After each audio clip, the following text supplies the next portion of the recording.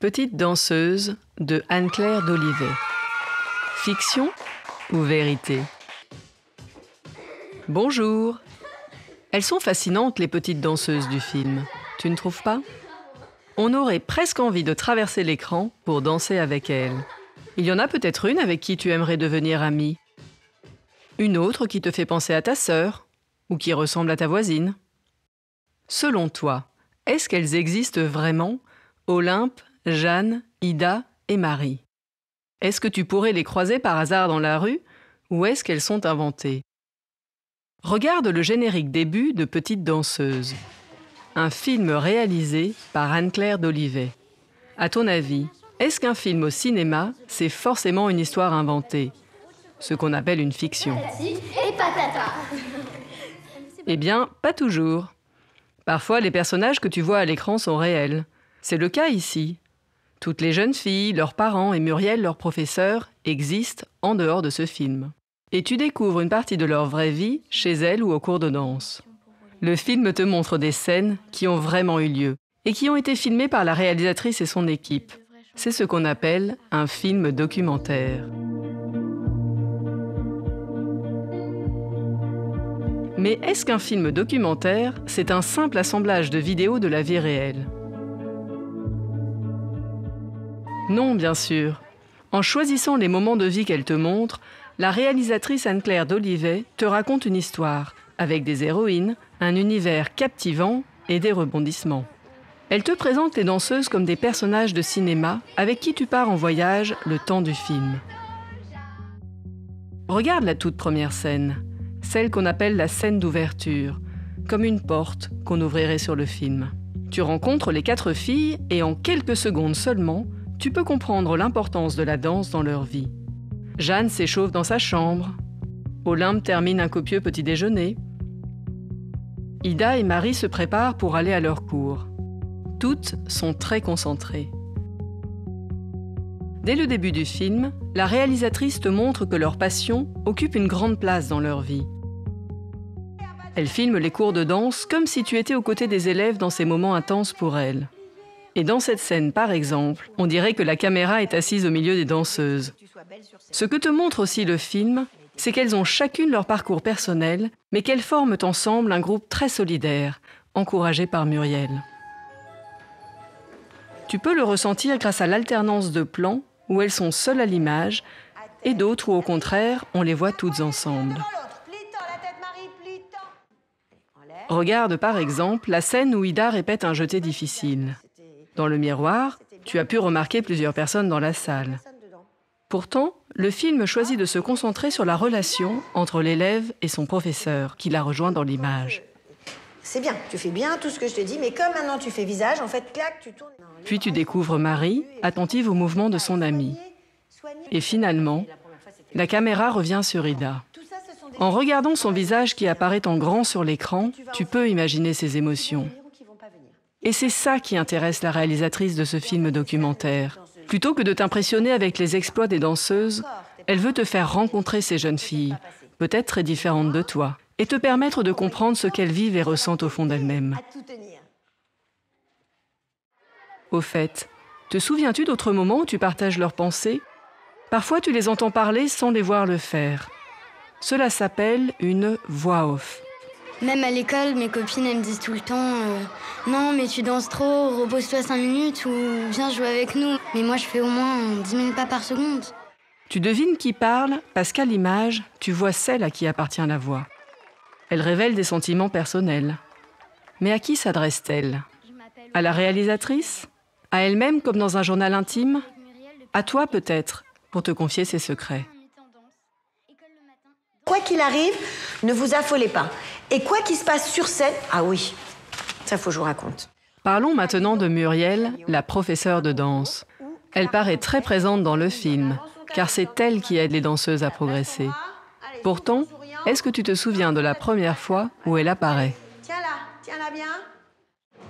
J'espère que vous avez passé de bonnes vacances, mais là c'est fini. Elle est au fond de l'image, au dernier plan, et tu ne vois que furtivement son visage. Pendant le cours, c'est une silhouette floue qui se déplace parmi les élèves. Et très souvent, tu ne la vois même pas dans l'image. Tu n'entends que sa voix, qui donne des instructions, encourage ou félicite les danseuses. C'est une manière de te faire comprendre que dans l'histoire que te raconte ce film documentaire, Muriel tient un rôle secondaire par rapport aux héroïnes qu'elle entraîne. Et hop, développe. Et côté. Et on garde côté, côté, côté, côté, côté, côté. Est-ce qu'il n'est pas fascinant, le monde de la danse classique ? Être plongé dans cet univers particulier, c'est vraiment un des plaisirs du film. Tu ne trouves pas ? Pas de cheval devant et un ramasse derrière. Si tu tends l'oreille, tu peux entendre des mots étranges comme des formules magiques. Et tu peux voir des corps exécuter avec grâce des positions compliquées. Mais le film te montre aussi les efforts que cela demande pour y parvenir. Poser talon, plier derrière, ouvrir côté, refermer, poser talon. Poser talon, fermer. Observe par exemple les pointes agiles des danseuses. La caméra se concentre sur ce détail, on appelle cela un gros plan, pour te faire comprendre que la danse demande une maîtrise jusqu'au bout des orteils. Tu peux aussi remarquer que les scènes de répétition sont nombreuses dans le film. C'est un moyen de te faire ressentir le travail quotidien qu'exige la pratique à un haut niveau. Regarde Marie multiplier les chorégraphies sans jamais s'arrêter. Bien sûr, en prêtant attention aux changements de costume ou aux variations de la lumière, tu peux en déduire que ces entraînements n'ont pas été tournés le même jour. Mais grâce à l'enchaînement des scènes dans le film, tu te sens époustouflé et épuisé pour cette danseuse qui semble virevolter sans fin dans le studio de Muriel. As-tu remarqué que la plupart des scènes s'y déroulent ? C'est le décor principal du film, le centre du monde des danseuses. Il est filmé comme un cocon protecteur, baigné d'une lumière douce et chaude. De façon amusante, il semble changer de dimension en fonction de l'endroit où la caméra est placée. Quand elle est proche d'une danseuse, le studio paraît exigu, comme enveloppant de ses miroirs la petite Jeanne qui débute. Ou bien la salle s'élargit pour laisser la place aux traversées audacieuses d'Ida, filmées de plus loin. C'est comme si le décor te donnait lui aussi des indications sur les sentiments des danseuses. Tiens bon, tiens bon, tiens bon. Ce film documentaire ressemble à un conte, tu ne trouves pas ? Il était une fois 4 héroïnes qui rêvaient de devenir danseuses professionnelles. Pour triompher au concours de Deauville, elles devaient surmonter bien des obstacles. Te souviens-tu de ceux que doivent affronter les 4 danseuses ? La blessure d'Ida qui menace son passage au collège en classe danse. L'épuisement de Marie entre les cours au conservatoire et ceux avec Muriel. Les hésitations d'Olympe à qui sa mémoire joue des tours. Et le départ inévitable de Jeanne qui n'arrive pas à trouver sa place. Regarde par exemple comment le film te fait comprendre en quelques plans ce qu'elle vit. Tu vois d'abord Jeanne isolée dans l'image alors que ses camarades s'amusent ensemble. Puis la musique l'accompagne et la caméra la suit quand elle sort de la salle. Enfin, tu la retrouves recroquevillée sur elle-même pendant que les autres dansent. Pas de paroles, mais tu as ressenti sa solitude grâce aux images et aux morceaux que tu entends. Cette musique, ce n'est pas celle des cours de Muriel. Elle a été composée pour le film par le musicien Malik Djoudi. À travers elle, la réalisatrice te raconte certains rebondissements de la vie des danseuses.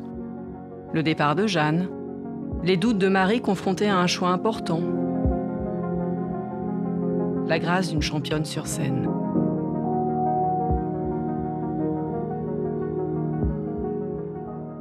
Parlons justement du concours de Deauville. C'est le dernier sommet à franchir pour les jeunes danseuses. Bien sûr, cette épreuve finale t'est racontée à partir d'images réelles. Mais tu peux remarquer que, comme dans le reste du film, la réalisatrice les organise pour te faire vivre le suspense du moment. Les scènes sont courtes et s'enchaînent rapidement, comme un cœur qui s'emballe. C'est comme si tout le film s'accélérait. Les couleurs sont froides et sombres. Tu ressens la tension des danseuses grâce à la musique saccadée et à l'image. Dépêche-toi, finalement. Et la caméra se met en mouvement pour suivre la candidate qui se presse de rejoindre la scène. Tu vois, tout cela te prépare à l'émotion de la performance éblouissante d'Ida. Candidate numéro 204, Ida, 11 ans et 11 mois. Les contes finissent toujours bien. Te souviens-tu que nous avons parlé de la scène d'ouverture du film ? Que penses-tu maintenant de la toute dernière dans la forêt ? Selon toi, est-ce qu'elle appartient à la vie réelle des jeunes filles, comme le reste de ce film documentaire ? Ou est-ce une sorte de rêve éveillé pour te remémorer le parcours des 4 danseuses et imaginer leur avenir? Tout au long du film, elles se sont épanouies dans les épreuves et tu les retrouves gracieuses au milieu des grands arbres.